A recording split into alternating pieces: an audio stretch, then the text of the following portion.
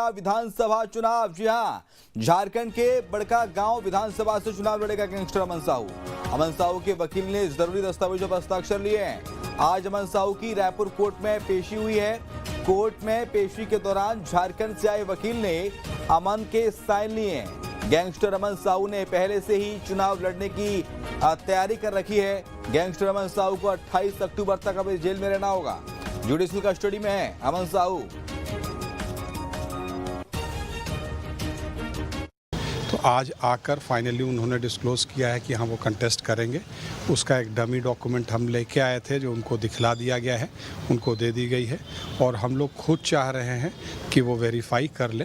और टाइम हम लोगों के पास बहुत कम है क्योंकि कोर्ट से हम लोगों को परमिशन भी लेना होगा, क्योंकि आज वो छत्तीसगढ़ में है तो छत्तीसगढ़ की पुलिस ले जाकर अगर नॉमिनेशन फाइल करवाती है, हाई कोर्ट से हम लोगों को परमिशन लेना होगा। साथ ही साथ हमारे हाई कोर्ट में एक मैटर है उनका, और एक वहाँ पे लातेहार में एक कन्विक्शन है।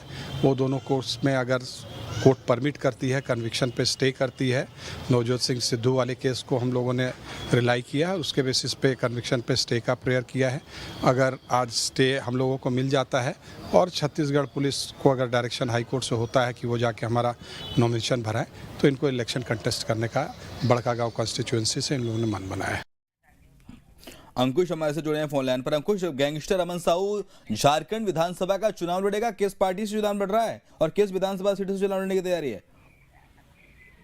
देखिए, अपने आप में एक काफी महत्वपूर्ण खबर है कि गैंगस्टर अमन साहू जो है वर्तमान में रायपुर के सेंट्रल जेल में बंद है। 28 तारीख तक वो उसको जेल में रखने के लिए कोर्ट से आदेश हुआ है। और उसी बीच एक बार जिस तरीके से जो बाई इलेक्शन या उपचुनाव की जो घोषणा हुई है, उस चुनाव में जो है पार्टिसिपेट करता हुआ नजर आएगा अमन साहू। उसकी तैयारी उसने पहले ही कर ली थी और झारखंड से उसके वकील जो हैं वो भी रायपुर पहुंचे हुए हैं। और रायपुर पहुंचकर जो जरूरी दस्तावेज होते हैं चुनाव लड़ने के, उन जरूरी दस्तावेजों पर चुनाव के लिए हस्ताक्षर लिए हैं। और हस्ताक्षर लेने के बाद अब तैयारी यह है कि हाईकोर्ट से परमिशन मांगी जाएगी। और अगर नॉमिनेशन फाइल करने के लिए प्रत्याशी के तौर पर या उम्मीदवार के तौर पर उनको निर्वाचन दफ्तर में खड़ा होना है, तो उसके लिए भी रायपुर पुलिस और रायपुर कोर्ट से परमिशन मांगी गई है।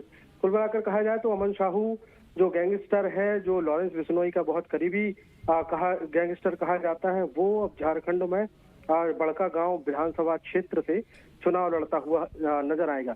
रही बात पार्टी की, तो पार्टी को लेकर अभी ऐसा कोई खुलासा नहीं हुआ है। हो सकता है कि वो निर्दलीय चुनाव लड़े या हो सकता है कोई क्षेत्रीय राजनीतिक दल से चुनाव लड़ता हुआ दिखाई दे। लेकिन अमन साहू चुनाव लड़ने की तैयारी जो है वो पहले से ही कर चुका था और उसी की जो कवायद है उसके लिए उसके वकील और बाकी के जो सहयोगी हैं वो लगे हुए।